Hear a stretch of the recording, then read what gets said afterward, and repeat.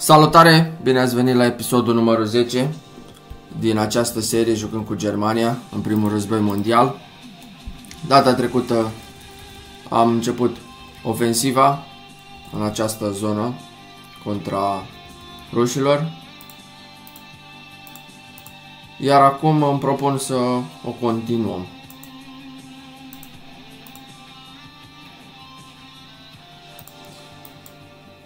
Ajutăm puțin atacul în această regiune.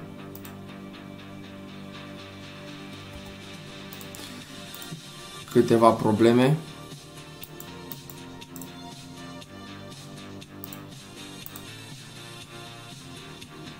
Nu știu sigur dacă să atac aici, cel mai probabil opresc ofensiva. Ajut atacul la Lomza.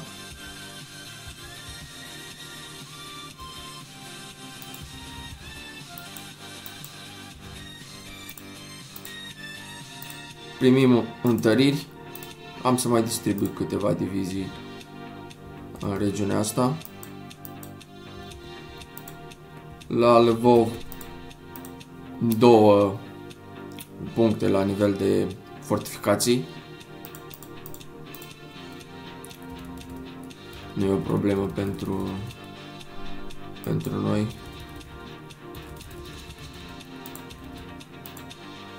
La Petrograd ar trebui să ajungem. Zona asta, Petrograd, Moscova, pe la Marea Azov, am ceva de genul acesta. Avem mult de tras.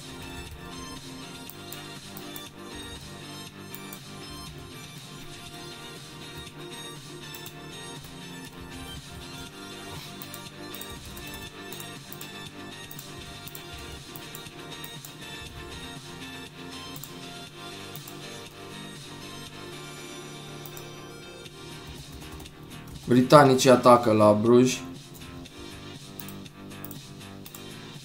dar au fost eliminați de trupele noastre.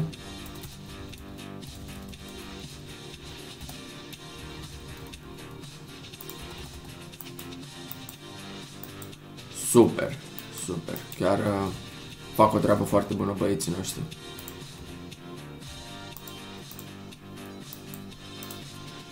Am să încerc și aici o ofensivă. La Alitus.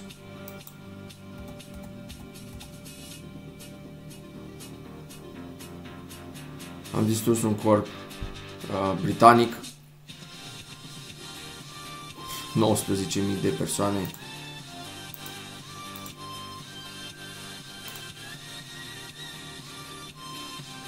Tot încearcă să vină la noi pe teritoriu, dar nu va reuși.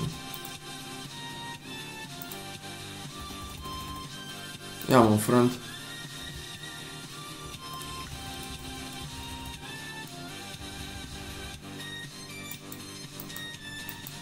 Imediat vor ajunge și restul diviziilor.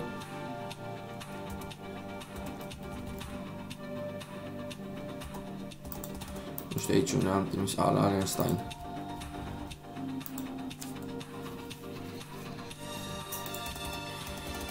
Tot eliminăm trupe britanice și este un lucru extrem de bun.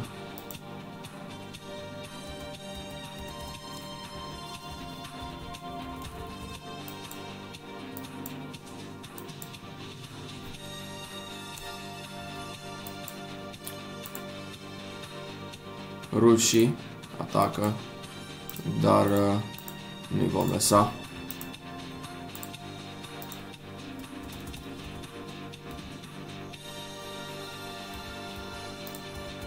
Și aici vom ataca puțin zona asta.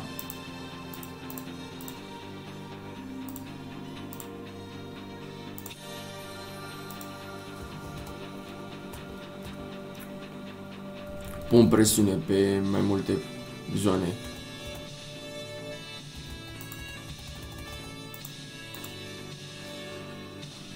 Mai durează trupele noastre. Avem una aici, făcută deja, dar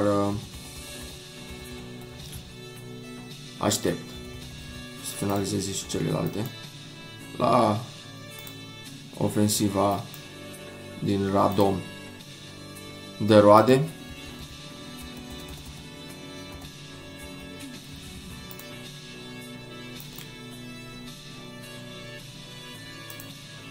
Aș putea să atac și aici.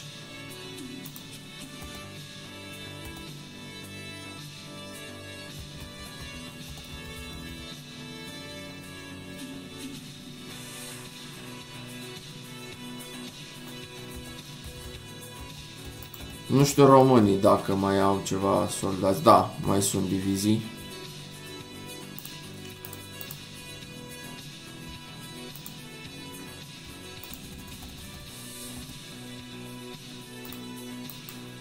Ajutăm și aici de ofensiva.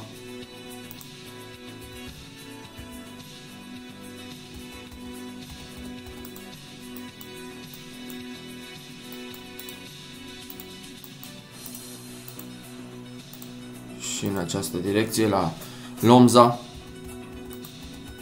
41 la 21.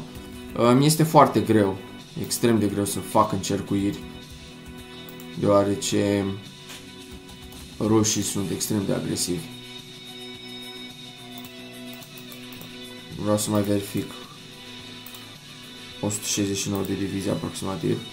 Oricum numărul acesta este orientativ.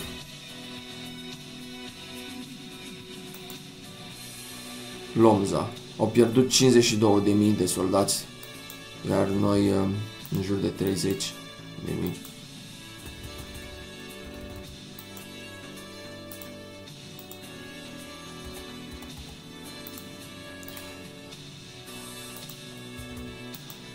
Câteva probleme în zona asta.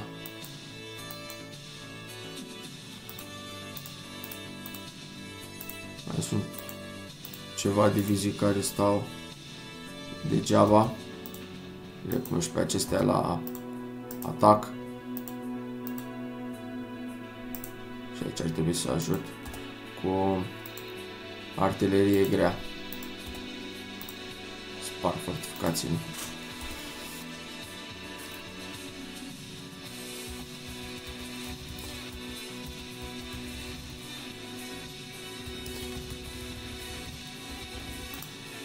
Din ce în ce frontul nostru se lărgească, după cum se poate vedea, până în zona asta, la Tornopol, este ok, apoi din ce în ce mai mult. Nu știu aici de ce nu mai am nicio divizie, de ce nu am păstrat ceva în zona asta.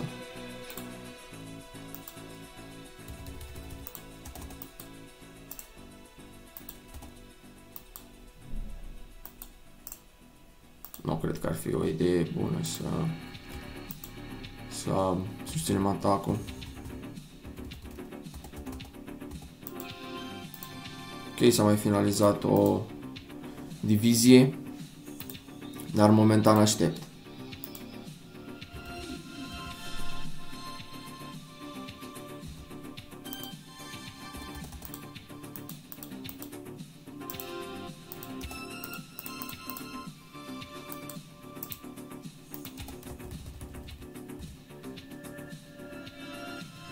Și exact în regiunea asta. Chiar nu pot să-mi dau seama. Aici.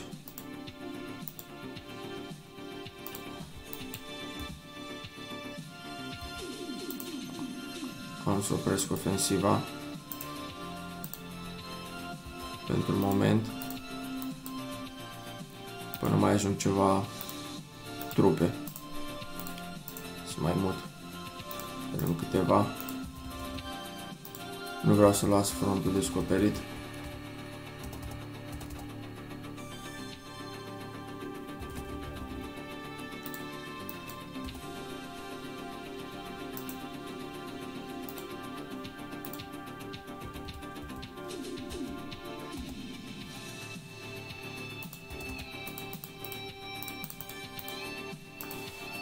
să mai ajut puțin din atac. Cred că pot să ajut cu toate.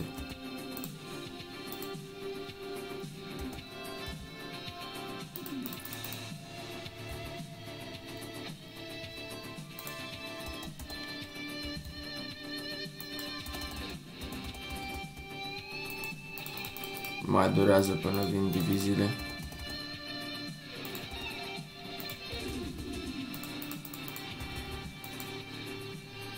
Aici o să mai încerc ceva atacuri.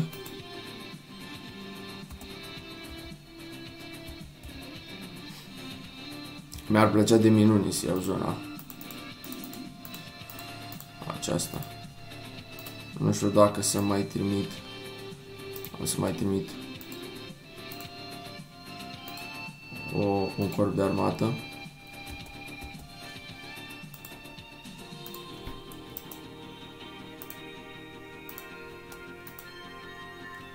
Să susținem ofensiva.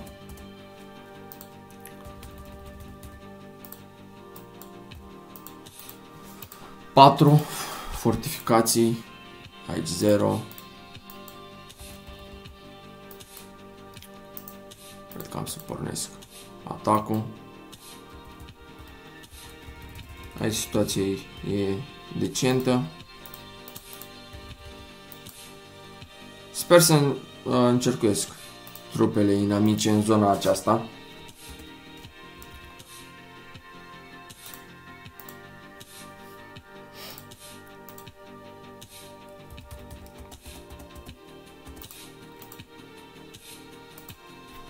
Se terminase aici, nu am fost atent. De fapt, nu știu sigur ce aș putea să dezvolt. Pun cavaleria.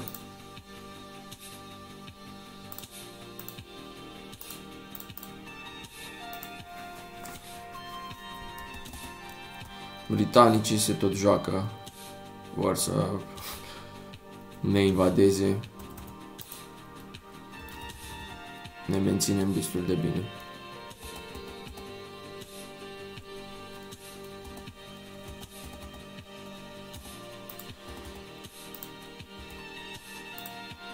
Aș mai putea trimite ceva.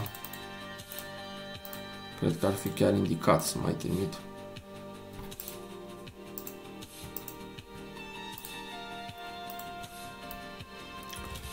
Alta îmi doresc să nu am surprize.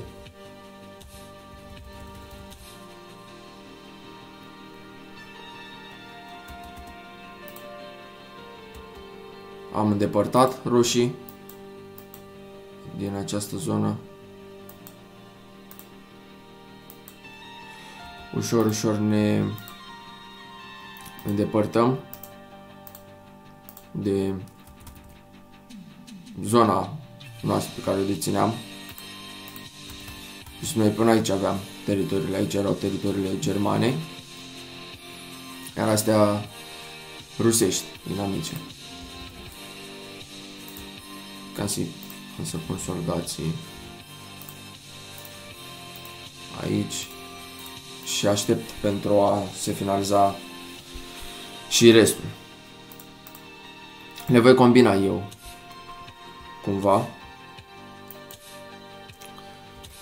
Mi-ar plăcea tare mult să fac o încercuire a trupelor inamice în zona aceasta, dar trebuie să țin cont de România. Încă este în război și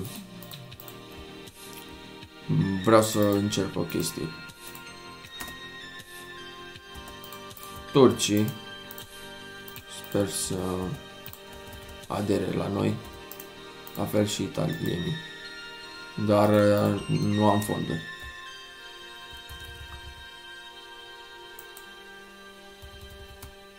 Atât în episodul de astăzi. La următorul vom intensifica ofensiva. Vă mulțumesc că ați rămas până la final. Toate cele bune vă doresc. Numai bine!